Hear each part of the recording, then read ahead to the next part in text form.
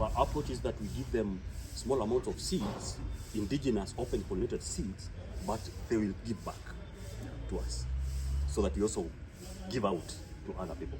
So if I give you 1 kilo, you'll give me back 2 kilos. All right? So that I give others, because you'll have accumulated those seeds. So that was my approach. So in 2010, because I started with a lot of fire, so the Minister of Agriculture noticed me. I was noticed by World Food Program and other organizations, and so I was awarded as the best organization in the region. So I was given an award. Here, they came here during the World Food Day. So they came to see. They invited people. So many people come and see what we are doing here. Yeah. So we have progressed like that. Don't forget that I started alone. So I was doing the farming alone. And then I progressed like that and added one more person, and then like that. Right now we are 13 of us. So our work is to go to the communities. And our target is that small-scale farmer that calls themselves poor. They are poor resourced. But they don't forget that they have a lot of resources. It's only that they have not been able to utilize them, and to notice them and to utilize. You have a cow, or you have some goat. That's enough resource for you to revive your soil. That's enough.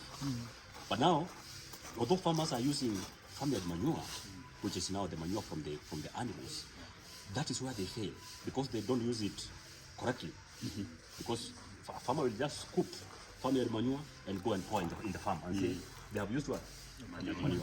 That is wrong. You are killing your soil even 5 times faster than using chemicals. Yeah. So there's a way that you can use farmyard manure. It becomes equivalent to compost. I know all of you understand compost. Yeah. It becomes almost equivalent to compost. So that's what we are teaching farmers, using the resources that they have, so that they revive the soil, because our first focus is the soil. And then now the second focus is to plant. Yes. So that's how we start. Any community that we go, start with the soil, revive it the first year, and then now start teaching them how to grow maize, how to grow vegetables, how to grow, like that. And then now we also talk about small livestock production. We don't talk about cows here. Because with cows, you need big chunks of land for you to feed the cow. You need 1 acre of land to feed 1 cow. And that 1 acre of land can feed 6 people. So choose between feeding 1 cow and between feeding 6 people.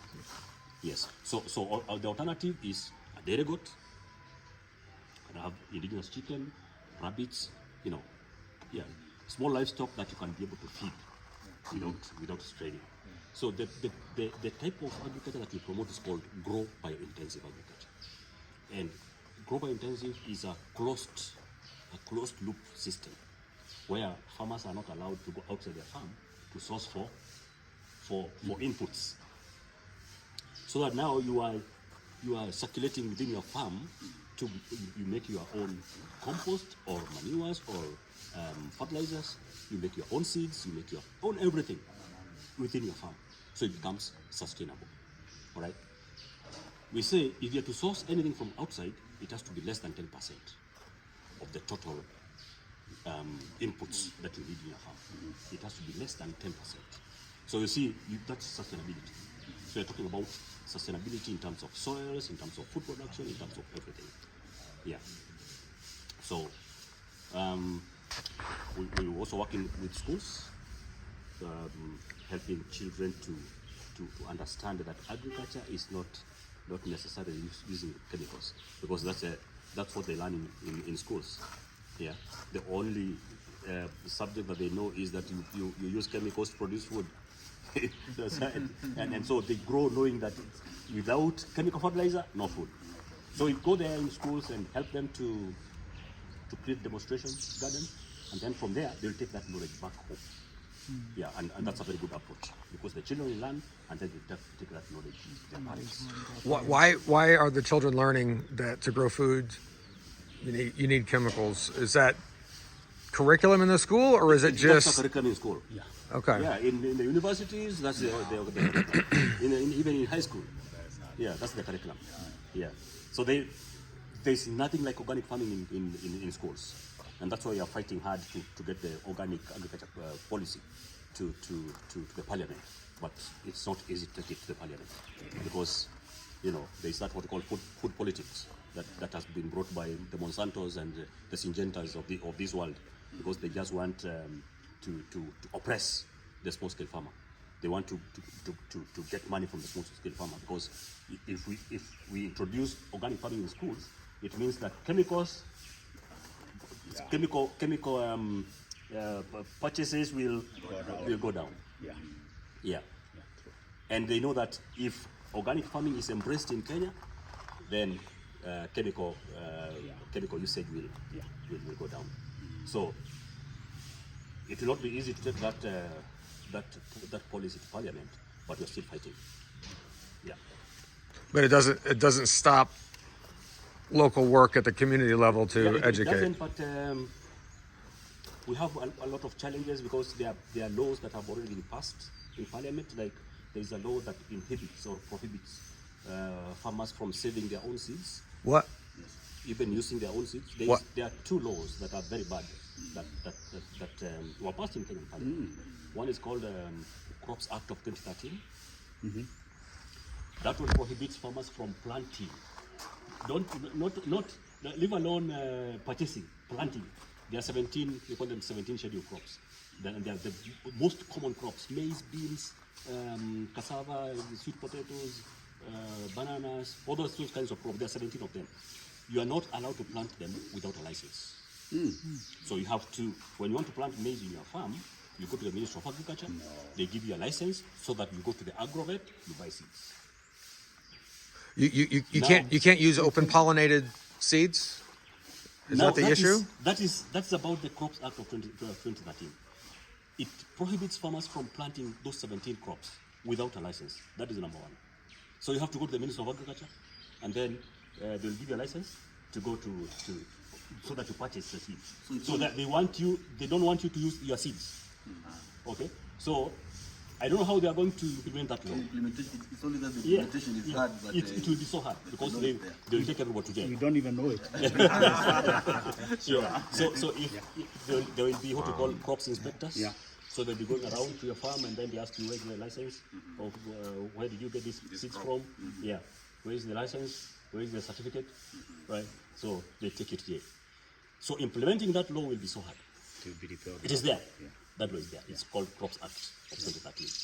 The other law is, and you see that one, if you are caught, the fine is 2 million shillings or 10 years jail. Or both. Yeah. So that's the one. And then the other one is Seed Act. The Seed Act prohibits farmers from saving their seeds and using open pollinated seeds or indigenous. That's a law. And it's already been passed. When was that passed? It was passed in 2016. Wow. Yeah.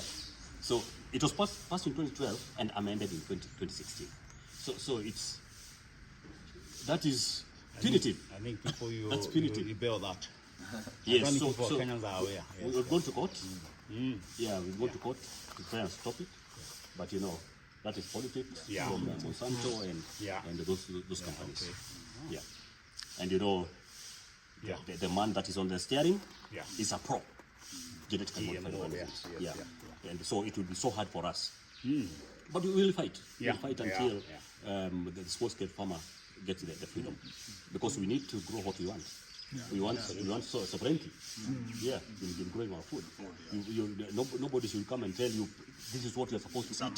That's like human rights. It was one of the first commands that God gave to humanity. Yes. Yeah. Yes. It's a God-given. Go to Monsanto website, and their main message there is that no one will grow food without our knowledge. No. Are these Kenyan companies or international? No, Monsanto is American. Monsanto. It is, okay. Yeah. Monsanto. But, So we can go picket them. They say that it has Call been attention to bought this by, issue. This is really It ridiculous. was bought by Bayer in Germany. It was bought because of the cases that they are holding in the US. Right. They are holding so many cases. Roundup, cancer. Yeah. Yeah. So anyway, we want to grow what we want to eat. Sure. And making sure that we are eating what Yeah. we know where it's coming from. That's very important. And we also teach farmers that at least eat 70% organic. At least 70%. 30% not so bad. If you go to the hotel, maybe you're hungry. Can't control that. Yeah, you can't control that. But eat 70% organic. Yeah. All right. So